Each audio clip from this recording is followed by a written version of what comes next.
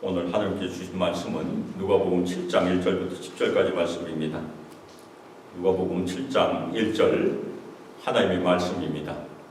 예수께서 모든 말씀을 백성에게 들려주시기를 마치신 후에 가버나움으로 들어가시니라. 어떤 백부장의 사랑하는 종이 병들어 죽게 되었으니 예수의 소문을 듣고 유대인의 장로 몇 사람을 예수께 보내어 오셔서 그 종을 구해 주시기를 청하니라. 이에 그들이 예수께 나와 간절히 구하여 이르되 이 일을 하신 것이 이 사람에게는 합당하니이다. 그가 우리 민족을 사랑하고 또한 우리를 위하여 회당을 지었나이다 하니 예수께서 함께 가실새 이에 그 집이 멀지 아니하여 백부장이 벗들을 보내어 이르되 주여 수고하지 마시니 내 집에 들어오심을 나는 감당하지 못하겠나이다. 그러므로 내가 주께 나아가기도 감당하지 못할 줄을 알았나이다. 말씀만 하사 내 하인을 낫게 하소서. 나도 남의 수하에 든 사람이요 내 아래에도 병사가 있으니 이더러 가라 하면 가고 저더러 오라 하면 오고 내 정도로 이것을 하라 하면 하나이다. 예수께서 들으시고 그를 놀랍게 여겨 돌이키사 다른 무리에게 이르시되 내가 너에게 이르노니 이스라엘 중에서도 이만한 믿음은 만나보지 못하였노라 하시더라. 보내었던 사람들이 집으로 돌아가 보매 종이 이미 나아 있었더라. 아멘. 이 시간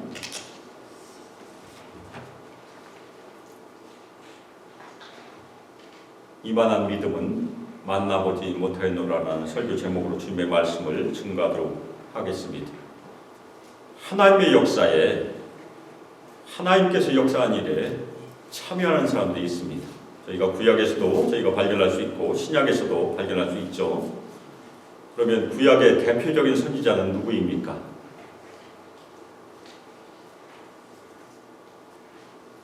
변화산에서 예수님께서 두 사람을 만났는데 하나는 모세고 또 한 사람은 누구죠? 엘리야가 구약의 대표적인 선지자죠. 그러면 선지자 엘리야의 후계자는 누구입니까? 엘리사. 굉장히 쉬워요. 그런데 엘리사의 사역 가운데 저희가 열왕기하 5장에 보면 엘리사에 의하여 치유함을 받은 나병 환자가 있어요. 그 사람의 이름은 또 누구죠? 나아만 장군. 그런데 나아만은 유대인이 아니었어요. 나아만은 아람 사람이었습니다. 그런데 아람과 북이스라엘은 절대 친한 사이가 아니었어요. 적대적인 관계였었어요. 그런데 이 나아만은 바로 그 아람의 군대 장관이었습니다. 나아만은 아람 왕에게 아주 소중한 사람이었어요. 그 이유는 아람을 위기에서 구했던 큰 용사였기 때문이라고 성경은 기록하고 있습니다. 그런데 이 나아만에게 아주 큰 문제가 생겼습니다. 그것이 무엇입니까? 불치병인 나병에 걸린 것이에요. 그런데 이 나병에 걸린 나아만이 치유함을 받는데 여러 사람이 쓰임을 받는 것을 저희가 열왕기하 5장에서 확인할 수 있습니다. 첫 번째, 누가 쓰임을 받습니까? 이스라엘 땅에서 사로잡힌 어린 소녀 하나가 쓰임을 받아요. 이 어린 소녀가 소식을 전해줘요. 자신의 주인이 나병에 걸렸는데 이스라엘에 가면 나아만을 치유할 수 있는 큰 선지자가 있다. 그것을 나아만의 부인에게 알려줍니다. 그러니까 부인이 당연히 나아만에게 알려줬겠죠. 그래서 나아만이 그 소식을 듣고 왕에게 나가서 왕의 친서를 받고 이스라엘로 직접 가게 됩니다. 그런데 이스라엘 왕은 적대적인 국가에서 친서를 가지고 왔지만 이 아람 왕이 시비를 걸려고 온 것이다. 왜냐하면 나병은 불치의 병이니까 당연히 못 고칠 줄 알고 이거 시비 걸러 온 것이 아닌가 해서 왕은 옷을 찢어요. 그런데 이 소식을 들은 엘리사가 나아만을 자기에게 보내라고 왕에게 전했습니다. 그리고 나아만이, 이 아람 사람 나아만이 이스라엘 중에 선지자가 있다는 것을 알게 하겠다고 왕에게 전해요. 나아만이 드디어 엘리사의 집 문 앞에 도착을 했을 때 엘리사가 나갔습니까? 나가지 않았습니까? 안 나갔어요. 영접하지 않고 대신에 사자만 보내. 그래서 나아만에게 말만 전합니다. 너는 가서 요단강에 몸을 7번 씻으라. 그러면 내 살이 회복되어 깨끗하게 되리라. 엘리사가 직접 나와서 영접하고 환부에 손을 흔들어서 고칠 거리 하고 예상하고 갔는데 전혀 그러지 않으니까 나아만이 화가 나서 아람으로 돌아가려고 했어요. 만일 나아만이 돌아갔으면 기적은 일어나지 않았습니다. 그런데 여기서 나아만이 치유함을 받는데 쓰임받는 사람들이 또 등장해요. 누구입니까? 나아만의 종들이 여기서 쓰임받아요. 특이한 부분이 여기 등장합니다. 나아만에게 이 종들이 아버지여라고 불러요. 거꾸로 얘기하면 나아만은 이 종들한테 아주 잘했던 주인이었던 것이. 그래서 나아만의 종들이 뭐라고 설득합니까? 낫교에서는 그거보다 더 큰 일도 할 텐데 뭐 물에 들어가는 것이 그렇게 어렵겠습니까? 그렇게 설득해요. 물에 7번만 들어가면 되는데 우리도 그 얘기 들으면 당연히 물에 들어가서 7번 들어갔다 나왔다 하면 될 것 같아요. 쉬운 일이잖아요. 나아만이 그 얘기를 진짜 듣습니다. 그래서 하나님의 사람 엘리야의 말대로 요단강에 가서 7번 물에 잠그고 물에 들어갔다 나왔다 7번 하고 나오니까 나병이 진짜 사라졌어요. 그리고 나아만의 살이 어린아이 살같이 회복되었다고 성경 기록하고 있습니다. 놀라운 기적이었습니다. 말씀만으로 취했던 놀라운 기적이었어요. 오늘 말씀에서도 이름을 모르는 한 종의 생명을 구하는데 쓰임받는 여러 사람들이 등장하죠. 그 중에 당연히 저희가 알고 있는 이 백부장의 큰 믿음이 등장합니다. 그런데 백부장만 쓰임받지 않았어요. 그 종의 생명을 구하는데 여러 사람들이 참여를 하게 됩니다. 그래서 오늘 말씀을 통해서 우리 모두 믿음으로 하나님의 역사에 참여하게 되는데 한 사람만 참여하는 것이 아니에요. 주인공만 있는 것이 아닙니다. 조연도 많이 필요하다는 얘기. 그래서 우리 모든 성도들 하나님의 역사에 참여하는 도전을 다 받으시길 바라므로 오늘 말씀 같이 살펴보겠습니다. 예수님께서 평지에서 말씀을 다 증거하시고 드디어 가버나움으로 돌아가셨어요. 예수님의 고향은 어디죠? 나사렛이었습니다. 그런데 나사렛에서는 환영을 받지 못하시고 거의 기적을 행하지 아니하시고 결국에는 사역의 본거지를 가버나움은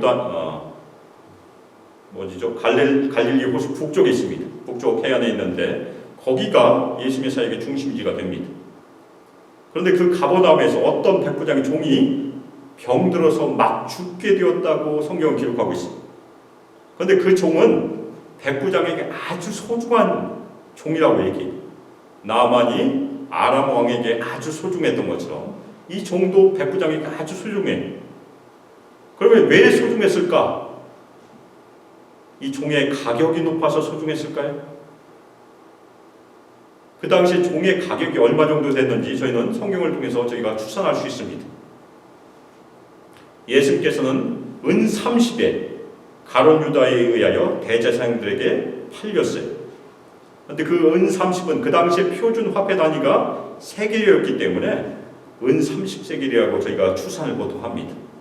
그런데 구약을 찾아보면 이스라엘에서 종의 가격도 은 30세겔이었어요. 예수님께서 종의 가격으로 팔렸다는 얘기예요. 그런데 한 세겔은 노동자의 4일 품삯에 해당한다고 합니다. 그러면 이 종의 가치는 약 4개월의 품삯이에요. 아주 적은 금액은 아니에요. 그런데 재력 있는 주인에게는 큰 금액도 아니에요. 따라서 이 종은 그 주인의 선택에 따라서 버려질 수도 있었다는 얘기예요. 실제로 그랬으니까.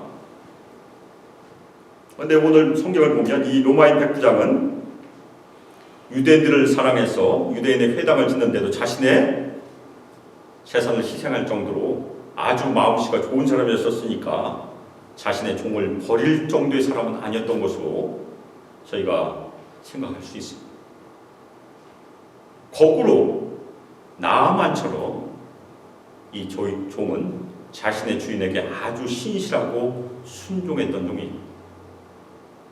그래서 주인인 백부장은 자신의 종을 사랑함으로 죽은 목전에 있는 이 종을 살리려고 지금 시도하고 있는 것입니다. 이 불쌍한 종은 누구인지 우리는 끝까지 잘 몰라요. 그런데 이 불쌍한 종을 살리기 위해서 동원된 사람들은 우리가 알 수 있습니다. 첫 번째, 이 불쌍한 종을 구하기 위해서 사용된 사람은 당연히 종의 주인인 백부장이죠. 백부장은 예수님의 소문을 들었어요. 어떤 소문을 들었을까요? 저희가 이제껏 복음서에서 본 소문이 무엇입니까? 예수님에 대한 소문. 예수님께서는 병을 고치시고 귀신을 쫓아내시고 하나님 나라를 전파하신다. 당연히 백부장도 그 소문을 들었어요. 그런데 소문을 듣고 가만히 있었으면 그 종은 구함을 받지 못했습니다. 그런데 움직이기 시작한 것입니다. 행동하기 시작한 것입니다. 소문을 들었지만 과연 그 예수님께서 자신의 종을 구하실 것인가라는 믿음으로 일어나기 시작했다는 것이에요. 믿음으로 행동하기 시작하면 무엇이 이루어지지만 움직이지 않으면 아무 일도 일어나지 않아요. 그 다음에 이 불쌍한 종의 생명을 구하는 데 쓰임받은 사람들은 누구입니까? 유대 장로들이에요. 그 백부장은 자신이 직접 가도 되는데 유대인 장로 몇 사람을 부탁해서 예수님께 보냈습니다.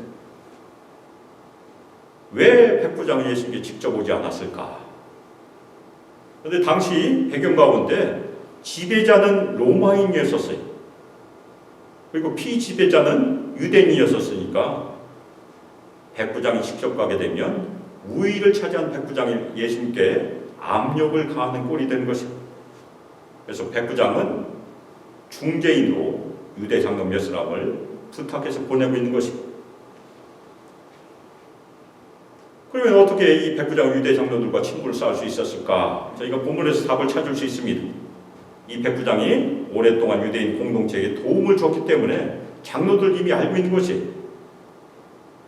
그러면 이 유대 장로들은 예수님께 갈 때 어떤 믿음으로 갔을까요? 의심했을까요? 아니면 믿음이 있었을까요? 믿음이 있었을 가능성이 큽니다. 적어도 예수님께서는 이 백부장의 종을 고쳐줄 수 있다는 믿음이 있었기 때문에 유대 장로들이 움직인 것이에요. 이 사람들은 백부장의 큰 믿음은 아니었겠지만 작은 믿음으로 참여했던 사람들이에요. 유대 장로들이 예수님께 왔을 때 간절히 구했어요. 간절히 구한 이유는 아주 단순한 이유에 있습니다. 왜냐하면 예수님께서 만날 대상이 유대인이 아니고 이방인이었기 때문에 간절히 구한 것입니다. 유대 장로들이 예수님께 이 일을 하신 것이 이 사람에게는 합당합니다. 그렇게 간절히 부탁했습니다. 이 유대 장로들이 예수님께 부탁한 두 가지 이유가 성경에 나왔는데 하나는 이 백부장이 유대 민족을 사랑했기 때문이라고 설명하고 있습니다. 그런데 어떻게 사랑했는가는 잘 나와 있지 않습니다. 그런데 저희가 사도행전 10장에 보면 로마 백부장 고넬료가 등장을 해요. 베드로에 의하여 구원을 받은 백부장 고넬료. 그런데 고넬료가 유다 백성들을 많이 구제했다고 사도행전 10장이 기록하니까 아마도 이 백부장도 유대인들 많이 구제한 것이 아닌가 저희가 추측할 수 있어요. 다음으로 유대인들을 위하여 회당도 지어줬어요. 이 백부장 유대인 공동체를 위한 회당을 짓도록 자신의 재산의 일부를 기부했던 것이에요. 그래서 유대 장로들은 예수님께서 자신들에게 자선을 베푼 그 백부장에게 예수님의 치유의 기적으로 갚아주시기를 지금 부탁하는 것이에요. 자신들이 받았으니까 예수님께서는 그 종을 치유하심으로 갚아주세요. 예수님께서 그 부탁을 들어주시고 그들과 함께 백부장의 집으로 출발했어요. 근데 백부장의 집이 얼마나 먼지는 잘 몰라요. 그런데 예수님께서 출발하셔서 백부장의 집에 가까이 가는 그 동안에 이 백부장의 마음에 또 변화가 생겼습니다. 처음에는 백부장이 무엇을 원했습니까? 예수님께서 직접 오셔서 종에게 손을 대서 치유하시길 바랬어요. 그런데 가는 도중에는 그것이 바뀌었다는 얘기입니다. 백부장의 마음에는 예수님에 대한 믿음이 더 커졌어요. 어떤 믿음인지는 저희가 찾을 수 있어요. 백부장의 집이 멀지 아니할 때 또 사람을 보냈습니다. 친구들 보냈어요. 여기 친구들도 예수님께서 그 종의 생명을 구하는데 참여한 사람들이에요. 이 사람들도 어느 정도 믿음이 있었을 것이라고 저희가 추측할 수 있어요. 그래서 그들이 백부장의 말을 전했죠. 주여, 더 이상 수고하지 마옵소서. 제가 주란 말을 너무 쉽게 사용하기 때문에 이게 대단한 말인가 아닌가 잘 모르겠지만 지금 로마 백부장이 피지배자인 보통 유대인에게 주여라고 부르는 놀라운 장면이 예수를 주라고 부르는 그 믿음에 지금 이루고 있는 것입니다. 그 다음에 말이 무엇입니까? 주님께서 제 지붕 아래 오는 것을 저는 감당하지 못하겠습니다. 왜 감당하지 못하고 있습니까? 백부장은 유대인인 예수님께서 이방인 자신의 집에 오셔서 부정함을 입는 것을 걱정하는 것이 절대 아니에요. 오히려 백부장은 예수님께서 하나님께로부터 보내심을 받은 사람이고 하나님의 권위로 지금 사역을 하시는 분이라는 그 믿음에 도달하는 것입니다. 하나님의 권위와 능력 있는 분이 어떻게 자신의 누추한 집에 들어올 수 있을까? 저희가 거꾸로 상상할 수 있어요. 만일 왕이 저희 집 근처에 왔는데 왕이 저희 집안에 들어오려고 하면 당연히 감당하지 못하겠습니다. 대답할 것이. 이 백부장은 예수님께서 하나님의 권위와 능력으로 사역하신 분이라는 것을 믿는 믿음에 지금 도달하고 있는 것이. 그래서 예수님께서 자신의 집에 들어온 것을 감당하지 못하겠다고 지금 고백하는 것입니다. 그래서 7절에서 뭐라고 얘기합니까? 그러므로 내가 주께 나아가기도 감당하지 못할 줄을 알았나이다. 말씀만 하사 내 하인을 낫게 하소서. 백부장은 감히 하나님의 권위와 능력을 가진 예수님께도 나아가지 못하니까 말씀만 하시면 내 종이 낫겠나이다 지금 고백하고 있는 것입니다. 하나님의 권위와 능력을 가지신 분이 집에 들어와서 손을 얹을 필요가 없다는 얘기예요. 그냥 먼 발치에서 말씀만 해주시면 내 종은 반드시 낫겠습니다. 그렇게 고백하는 것입니다. 백부장은 자신이 군인이기 때문에 권위가 무엇인지 알고 있어요. 자신도 다른 사람 아래에 있고 다른 사람이 권위 아래에 있죠. 백부장은 천부장 아래에 있겠죠. 자신의 아래도 병사들이 있으니까 자신의 병사에게 가라고 하면 병사들이 당연히 가고 오라고 하면 당연히 오고 그리고 종에게 이것을 하라고 하면 당연히 종이 그것을 할 것이라고 예수님께 고백을 합니다. 백부장의 명령은 당연히 아랫사람에게 권위가 있어요. 그런 지위가 있기 때문에. 백부장이 이 고백을 하는 이유는 왜 이런 고백을 하고 있습니까? 예수님께도 그런 권위와 능력이 똑같이 있다는 얘기입니다. 예수님께서 명령하시면 질병과 귀신이 복종할 것이라는 그런 고백을 하고 있는 것입니다. 왜냐하면 하나님께서 예수님께 그런 권위와 능력을 주셨기 때문에 이 백부장은 그런 고백을 할 수 있는 것입니다. 백부장 예수님이 직접 오시지 않아도 하나님의 권위로 명령만 하면 질병과 귀신은 예수님께 순종하여 떠나게 될 것이다. 그런 믿음에 도달한 것입니다. 그 다음에 예수님께서 그 말을 들으시고 뭐라고 반응하십니까? 그를 놀랍게 여기셨다. 하나님의 아들인 예수님께서 놀라신 장면은 신약 성경에 2번밖에 등장하지 않아요. 첫 번째는 오늘 장면이고 이 백부장의 믿음에 놀라셨다. 또 하나 놀라신 장면은 불신에 놀라신 장면이 있습니다. 나사렛 사람들이 예수님을 반기지 않았어. 그들의 불신을 이상하게 여기셨다고 우리 번역이 번역하고 있지만 똑같은 말이에요. 나사렛 사람들의 불신을 놀랍게 여기셨다. 예수님께서는 유대인인 나사렛 사람들의 불신을 놀랍게 여기신 반면에 이방인 이 백부장의 믿음을, 큰 믿음을 놀랍게 여기시던 얘기입니다.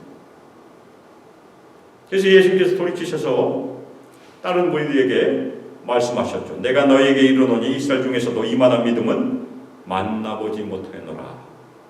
아주 큰 믿음을 지금 칭찬하고 있는 것이고, 어떤 믿음입니까?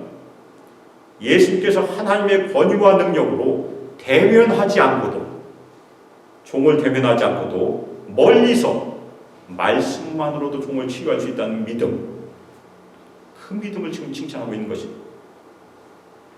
다음에 성경에 생략되어 있지만 당연히 예수님께서 말씀으로 그 종이 나음을 입었노라 선언하셨을 것이에요. 그때 그 종은 나음을 입었을 것입니다. 그래서 10절에 결론이 나와 있죠. 본에 어떤 사람들이 집에 들어가니 종은 이미 나아 있었다고 성경은 기록하고 있습니다. 이 백부장의 큰 믿음을 통해서 종이 누군지는 모르지만 시험을 받는 놀라운 사건입니다. 여기에 참여한 사람들이 누구입니까? 유대 장로들, 그리고 친구들. 그 사람들도 똑같이 예수님의 놀라우신 능력, 대면하지 않고도, 보지 않고도 먼 발치에서 말씀으로 그 종을 치유했던 놀라운 기적을 다 체험한 것이에요. 오늘 말씀의 중심은 당연히 저희가 이해한 것처럼 예수님께서 백부장의 큰 믿음을 칭찬하신 것입니다. 거기에 중심이 있습니다. 이스라엘 중에서도 이러한 믿음은 만나보지 못하였노라. 아멘. 우리 모든 성도들도 예수님께 이런 칭찬을 받으시기를 주님의 이름으로 축원합니다. 우리 모든 성도들 예수님의 권위와 능력을 믿음으로 크게 의지함으로 이 동네에서, 엘리카시디에서, 로렐에서, 실버스프링에서, 우리가 사는 모든 곳에서 이만한 믿음은 만나보지 못하였다는 주님의 칭찬을 다 받으시길 주님의 이름으로 축원합니다. 말씀을 여기서 맺으면 우리가 다 큰 믿음만 있어야 되는가 보다, 그렇게 우리가 생각할 수 있는데 그렇지 않아요. 서두의 말씀인 나아만이 선지자 엘리사로부터 치유함을 받는데 참여한 사람들이 누구였습니까? 어린 소녀 나아만의 종들이 쓰임을 받았어요.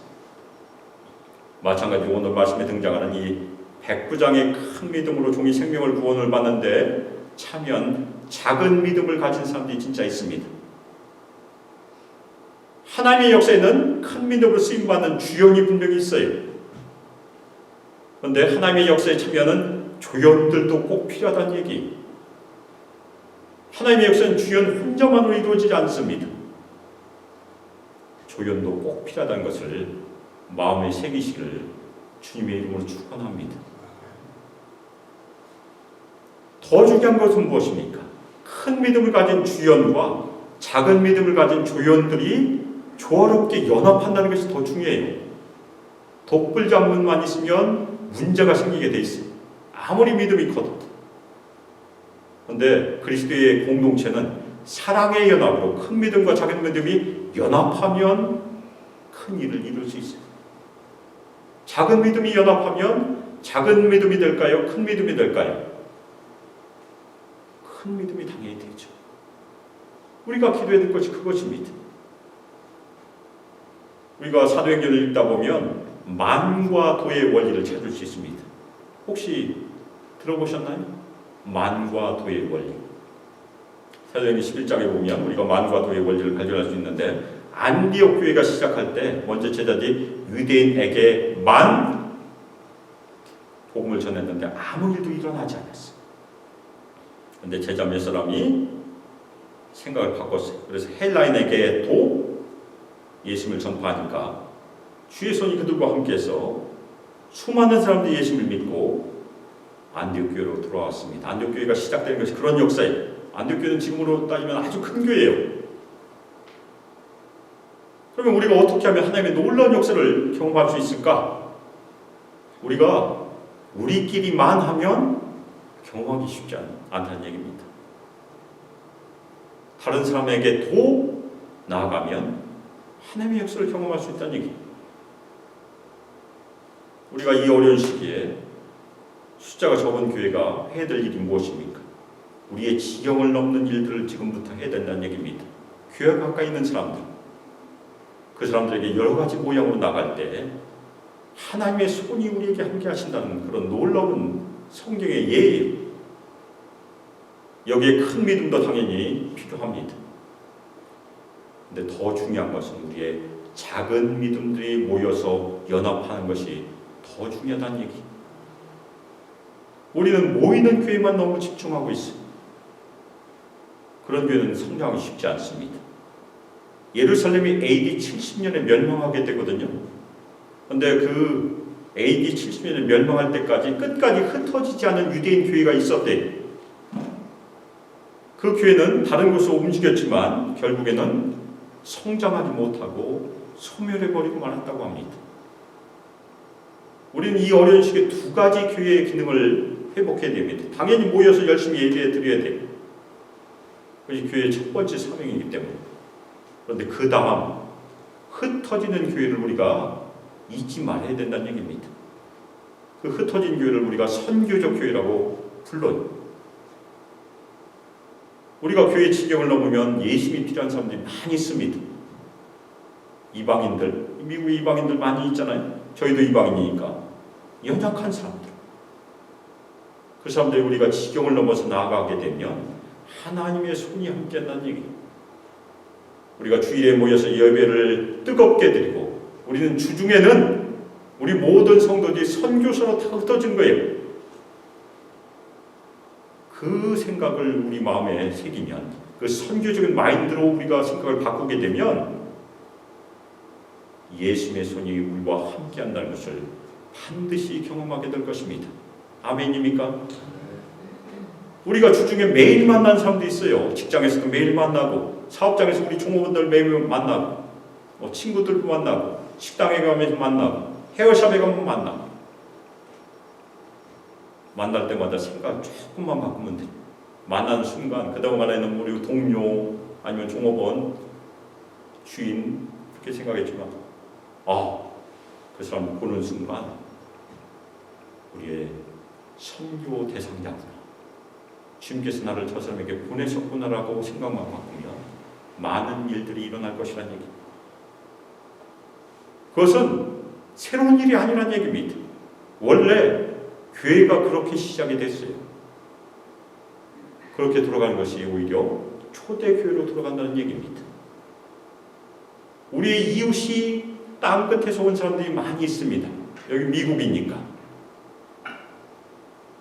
우리 사업체에 가면 예수님이 필요한 사람들이 많이 있어요. 우리 직장이나 우리가 방문한 식당, 우리가 커피 마신 커피숍, 빵집, 미용실, 다 우리가 파송되고 있는 그 선교의 현장이라는 그런 패러다임, 의식의 변환이 절시 필요하다는 얘기입니다. 사랑하는 중학교 성도 여러분, 우리가 오늘 말씀에 살펴본 우리의 백부장처럼, 주인공처럼 큰 믿음을 가지시기를 주님의 이름으로 축원합니다.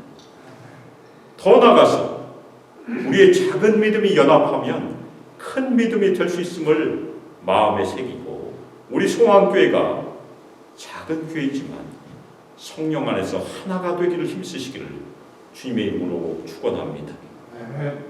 그동안에 우리가 시선을 안으로 돌렸다면 이제는 시선을 밖으로 돌려서 우리 작은 믿음들로 연합하여서 교회의 지경을 넘어서 흩어지는 교회, 선교적인 교회로 우리 모두가 모험을 하고 주님의 능력의 손을 함께 경험하시기를 주님의 이름으로 축원합니다.